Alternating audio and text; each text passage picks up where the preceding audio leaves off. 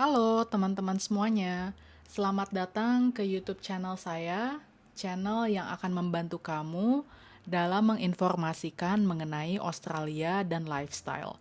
Nah, di sini saya akan membagikan informasi mengenai bagaimana sih bikin incoming passenger card. Sebagaimana yang konten sebelumnya saya pernah membuat video ya mengenai prosedur pengecekan bandara atau imigrasi di Australia. Dan juga saya pernah bikin konten tentang barang apa saja yang boleh dan tidak boleh masuk Australia. Jadi masih berkenaan dengan dua konten tersebut, saya akan membuat bagaimana sih cara mengisi incoming passenger card yang mana yang akan dibagikan oleh cabin crew di pesawat. Keep watching. Saat ini, teman-teman sedang melihat incoming passenger card di halaman yang pertama. Sebagaimana yang sudah saya jelaskan di sebelumnya, kalau incoming passenger card itu akan dibagikan oleh cabin crew ketika teman-teman akan landed di pesawat. Nah, ini adalah bagian di halaman pertama dari keseluruhan incoming passenger card. Dia ada bolak-balik ya di halaman yang pertama dan yang sebaliknya itu halaman kedua. Nah, kita mulai dari atas ke bawah di bagian kiri, nanti kita akan masuk ke bagian kanan, oke?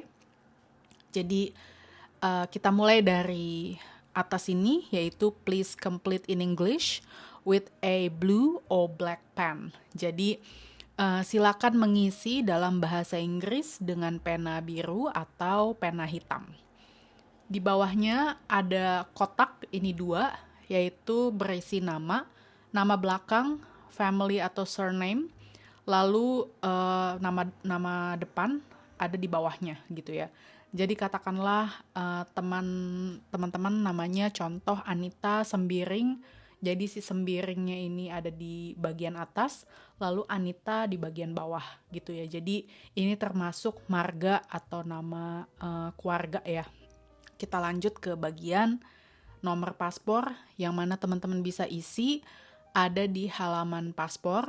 Biasanya ada alfabet lalu spasi nomornya gitu ya yang bisa teman-teman isi.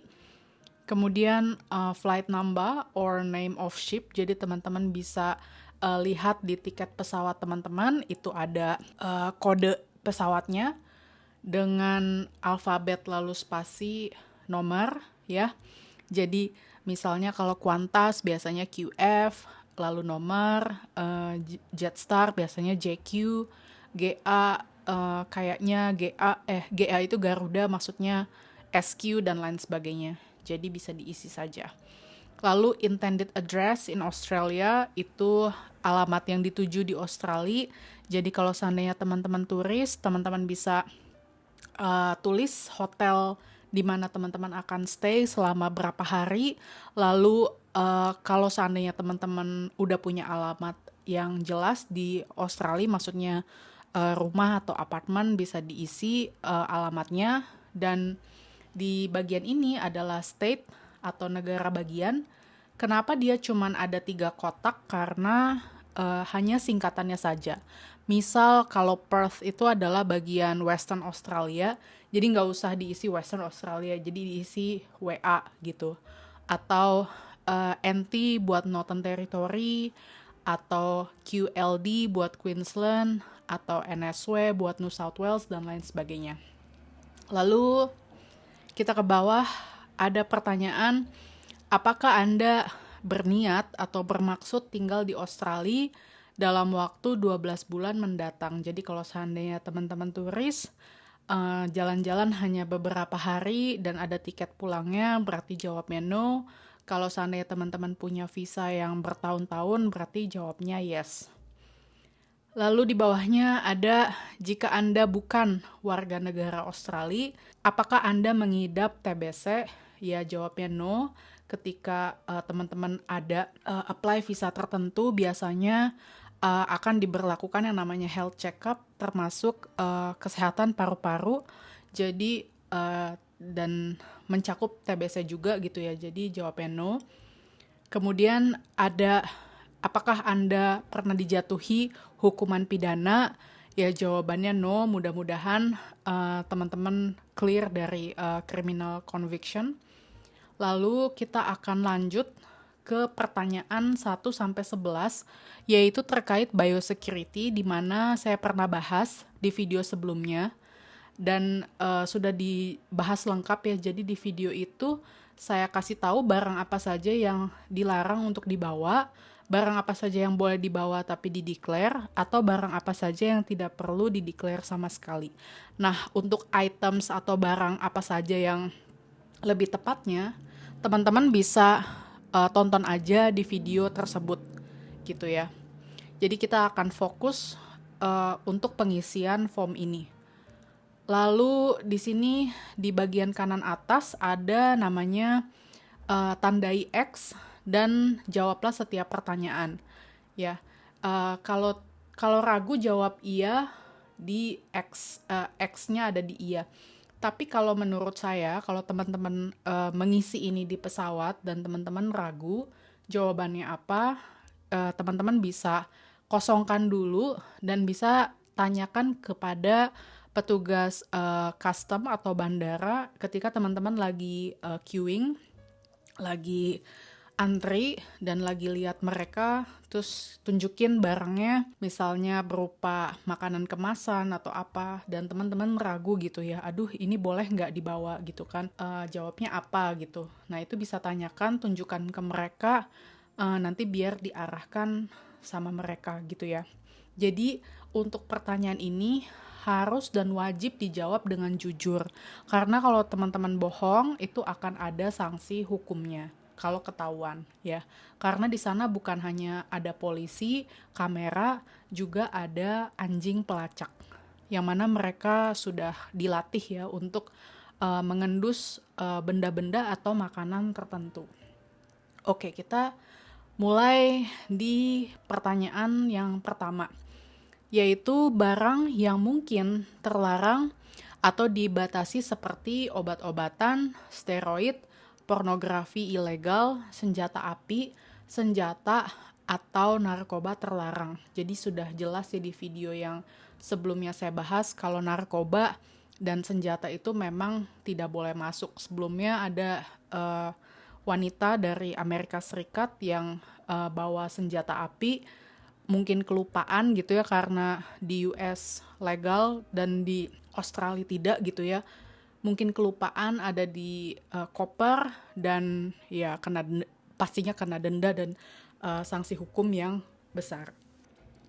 Lanjut ke pertanyaan kedua, yaitu alkohol sebanyak di atas 2,2 liter atau 2.250 ml, dan kemudian atau 25 cigarettes, rokok, atau 25 gram tobacco products. Jadi kalau seandainya teman-teman punya barang tersebut dan lebih, jadi teman-teman bisa bilang yes. Tapi kalau misalnya bawa rokok, misalnya masih dalam batasan gitu ya, cuma 1 bungkus misalkan, tapi teman-teman nggak tahu nih dideclare apa enggak ya gitu ya, bingung gitu kan karena masih dalam batasan kan, ya udah dikosongin, nanti ditanya ke petugas gitu ya. Kemudian yang ketiga, barang yang diperoleh di luar negeri, maksudnya di luar Australia, dan atau dibeli secara bebas pajak di Australia dengan harga keseluruhan lebih dari AUD 900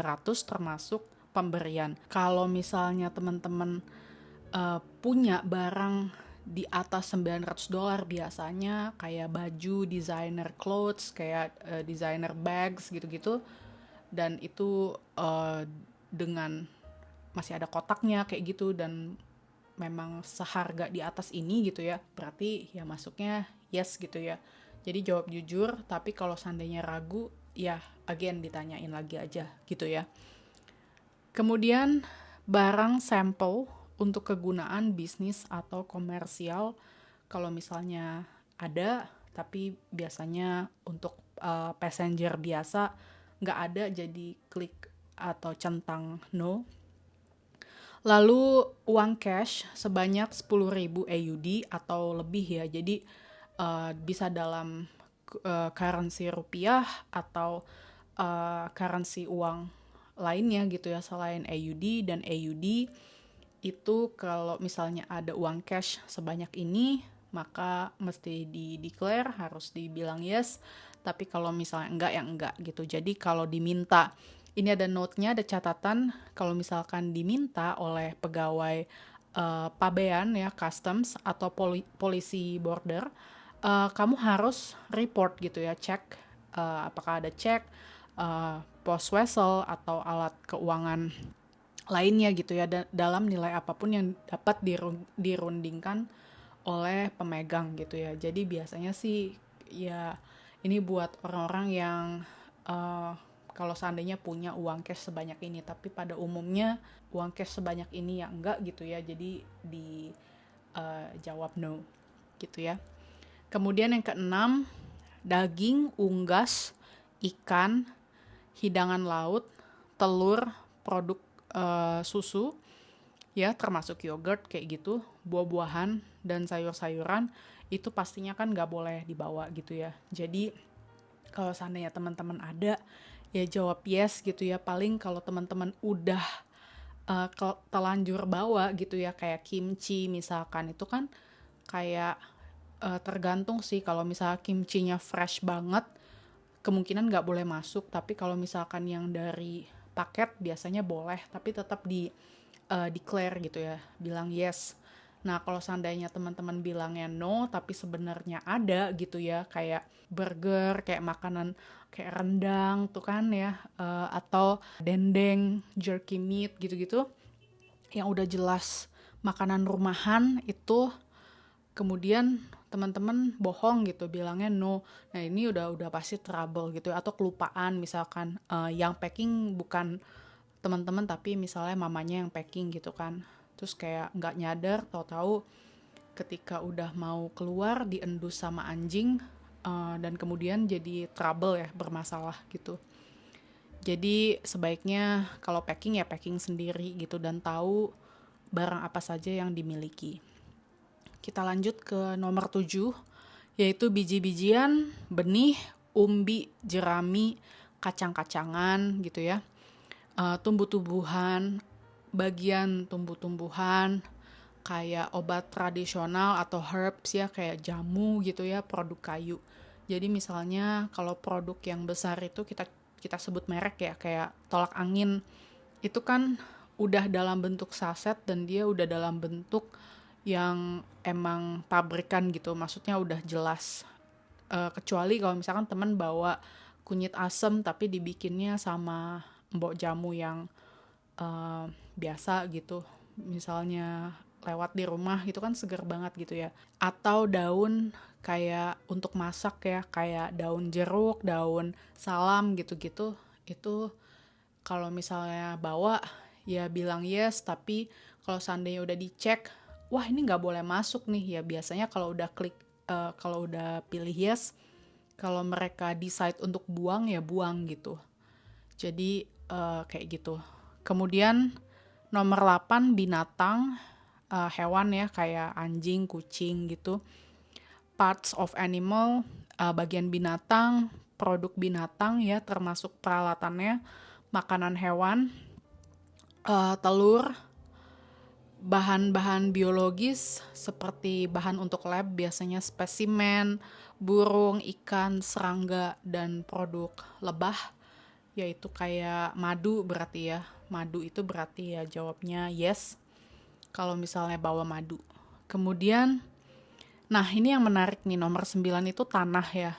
Jadi kalau seandainya teman-teman datang dalam keadaan sepatunya kotor, yaitu teman-teman bisa jadi trouble ya, karena sebaiknya tuh sepatu yang teman-teman gunakan adalah sepatu yang bersih.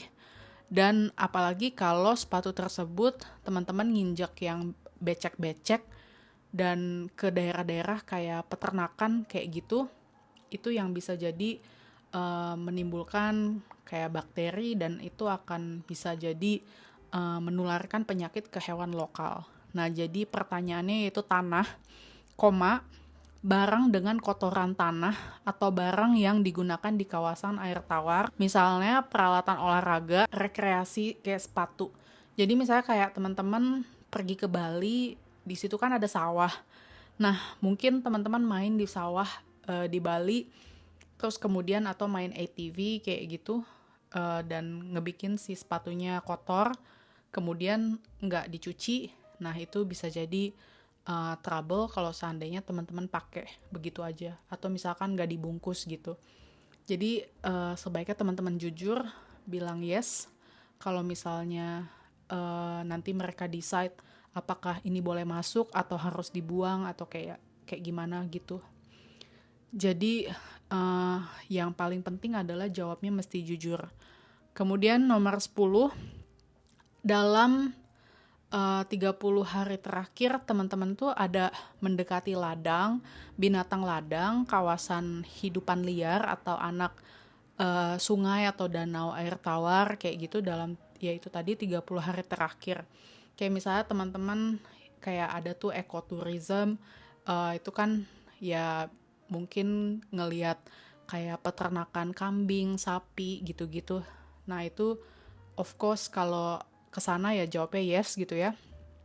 Lalu yang terakhir, apakah Anda berada di Afrika, Amerika Selatan, atau Kepulauan Karibia dalam 6 hari terakhir? Kalau teman-teman liburan ke sana terus balik ke Australia gitu, jadi jawabnya yes. Tapi kalau seandainya dari Indo ya berarti no gitu ya. Biasanya ini untuk penyakit kayak malaria atau apalah segala macam yang ada di negara-negara tersebut. Nah, di bawahnya ini adalah bagian terakhir di halaman yang pertama, yaitu pernyataan atau declaration kalau informasi yang telah saya berikan adalah benar, betul, dan lengkap. Saya mengerti bahwa jika tidak dijawab ya sebagaimana pertanyaan yang ada di sini gitu ya, ini akan mendatangkan akibat atau konsekuensi yang serius.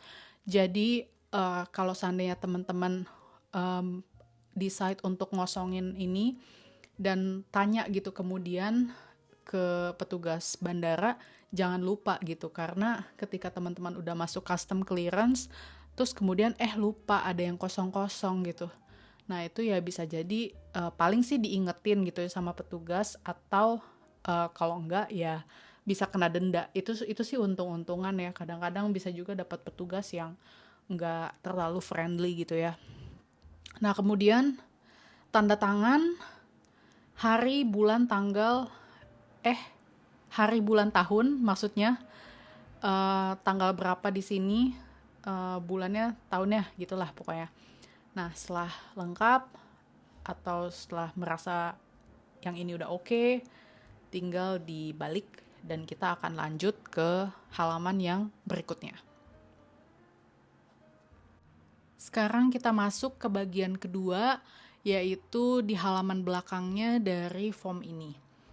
Nah ini lebih simple ya ketimbang form yang di depannya, yaitu yang pertama, your contact details in Australia bisa diisi nomor telepon, email, dan address dengan state-nya seperti yang tadi diisi. Kemudian kalau di dalam kurung ini berarti ya kode nomor teleponnya lalu nomornya gitu ya. Lalu please complete in English, isi dengan bahasa Inggris ya, walaupun saya translate tapi teman-teman isinya harus dengan bahasa Inggris. Jadi dari mana Anda naik pesawat ya, atau kapal gitu, jadi diisi. Kalau misalkan teman-teman dari cruise, teman-teman tetap akan mendapatkan incoming passenger card. Nah lalu yang kedua, apa pekerjaan sehari-hari Anda, what is your usual occupation, diisi dengan bahasa Inggris. Kalau Anda pelajar berarti Anda isinya student, jangan diisi pelajar gitu di situ. Berarti kan menggunakan bahasa Indonesia gitu ya.